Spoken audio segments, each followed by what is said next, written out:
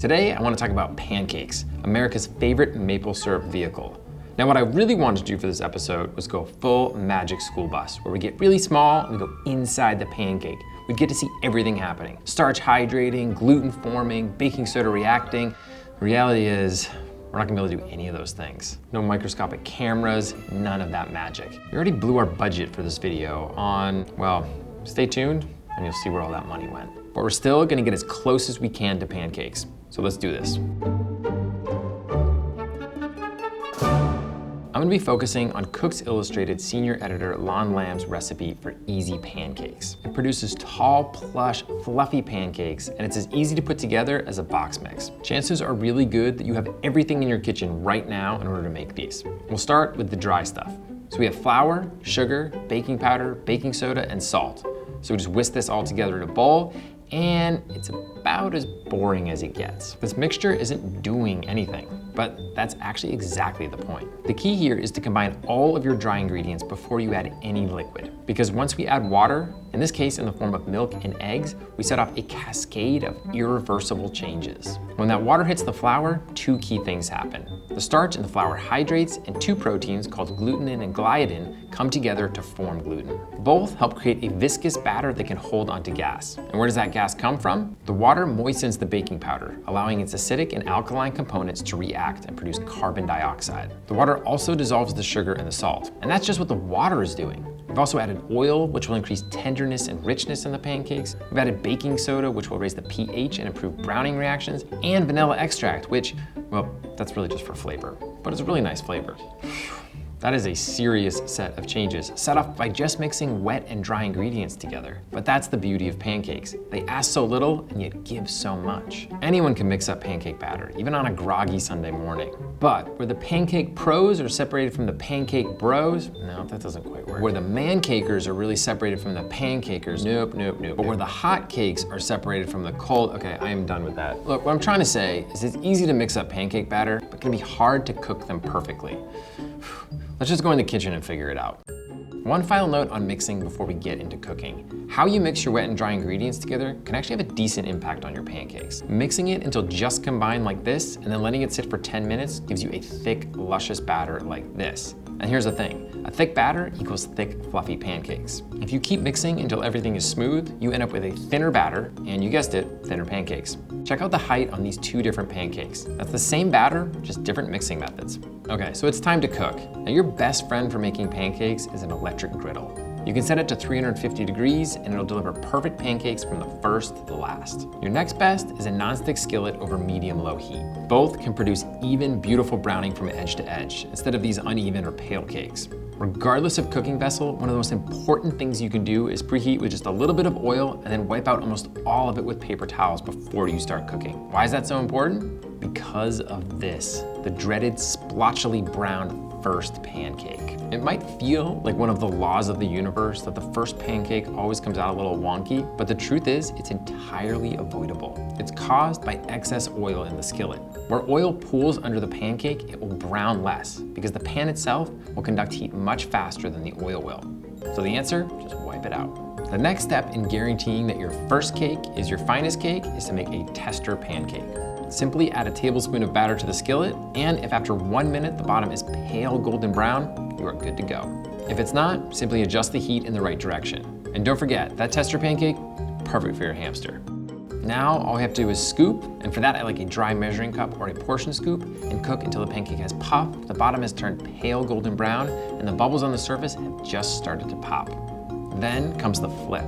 Now, this is a surprisingly complex task requiring real dexterity. Now we've all flipped a pancake and had it turn out like this, where the top slides off the uncooked portion of the batter.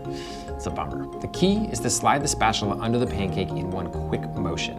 Lift it up only as high as is needed to rotate the spatula fully, and then flip it quickly with authority.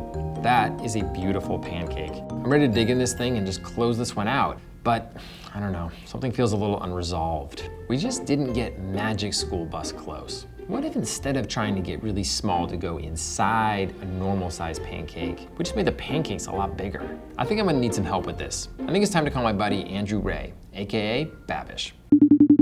Hey, Andrew, what's going on? Hey, what's up? Welcome back to Binging with Babish. Oh, Dan, what's up? So I'm working on teaching people about pancakes, and I've gone through all this science, and I've gone super molecular and really small, and I feel like it's still not clicking and not totally making sense, so I kind of wanted to go bigger. Like I wanted to make bigger pancakes. I've been thinking a lot about big pancakes recently. You have? I knew it. I could just tell that you've been thinking about big pancakes. So I know you're in New York. I mean, how soon do you think you could get here? What's up, dude? Oh, hey. Hey. So if you want to make big pancakes, you've got a couple of options. You can use a baking steel, 12-inch skillet, or our classic electric griddle. Oh, hey! Now, Andrew and I played around with a lot of these, and we had our best luck with the baking steel. It definitely was smart to call Andrew. He was like born to make big pancakes. But even a baking steel pancake isn't that big. Could we get even bigger? Like as big as those pancakes John Candy makes in the 1989 film Uncle Buck? The only problem is I don't have a griddle big enough to do that. I definitely don't have a spatula big enough. We do, however, have some great neighbors at Autodesk. They're right next door and they have a serious fabrication shop. I wonder if my buddy Paul could help us out with this.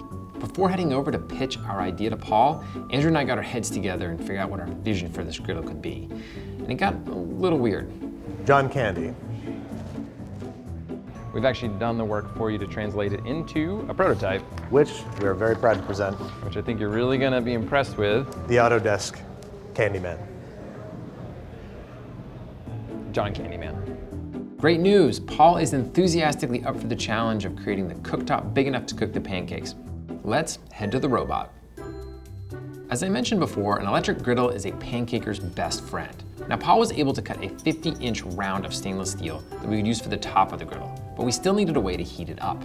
So I grabbed 4 commercial 2-burner electric cooktops and we had an electrician wire them up. Easy peasy. A pancaker also needs the right spatula for the job. Another sheet of stainless steel, laser cut and folded, that should do the trick. Man, I love my job. Finally, our batter. So we're using the same easy pancake recipe, just a lot more of it. Like a lot more of it. I've estimated that we need about 5 times the standard recipe to make one 32-inch wide pancake. Wait, do you think this is actually gonna work? Do I think this is going to work? If it was just me doing this, no. But just look at the team we've assembled.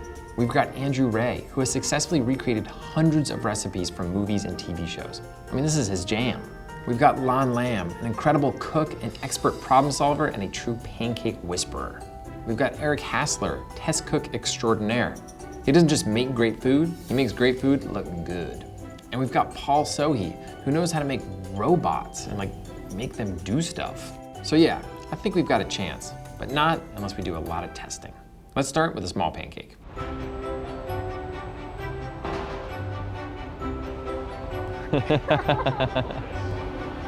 Perfect. So that was pretty promising, but I've been using the surface probe thermometer and I've noticed that there's some pretty significant differences in temperature across the surface of the griddle. We have major hot and cold spots. And honestly, I'm not surprised. All we have separating the pancake from the burners is a thin sheet of stainless steel. At Cooks Illustrated, we love clad cookware, where 2 thin sheets of stainless steel are sandwiched around a core of aluminum. Now that kind of construction leads to really even heating. Could the same thing work here? To find out, Paul has added a thick sheet of aluminum underneath the stainless. Now after a lengthy preheat to make sure we've saturated that aluminum with heat, I take some readings and we've got really consistent results across the board. Yes, but we've got another problem. No.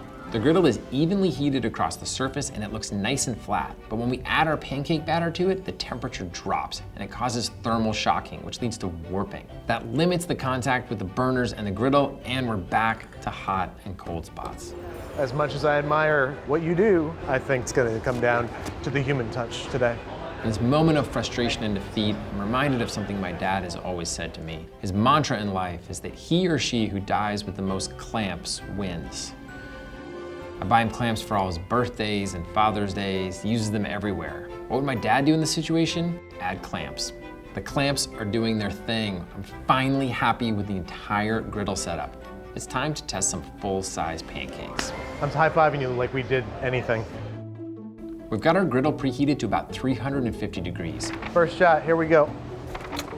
Good luck, John. So Andrew and I pour on the batter from 2 bowls and then use spatulas to spread it into a healthy 32-inch wide pancake. This looks pretty good. Yeah, that looks like a pancake. Then we get out of the way and let the robot do its thing. Oh, it's in science's hands now.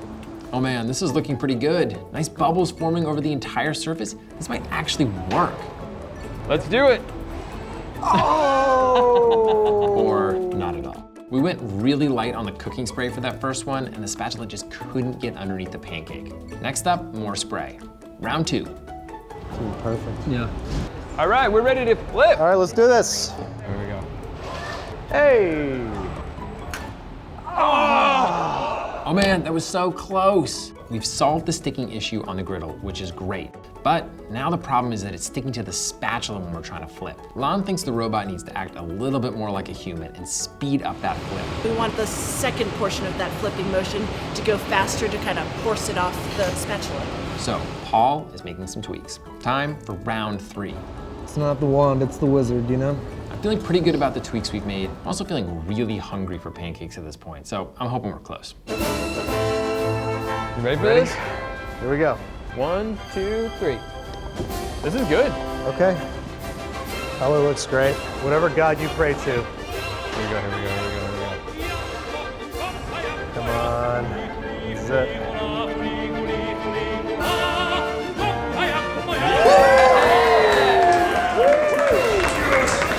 Yes! Yes! Can't believe that happened. We nailed it with the last one, which was like the best feeling. I've never been so excited about pancakes in my life. So all we need now is 2 more pancakes to have a short stack. We're gonna need a 12-inch pat of butter and about a gallon of maple syrup. You know, after all this excitement and the robots and everything, I kind of forget why we were making these big pancakes in the first place.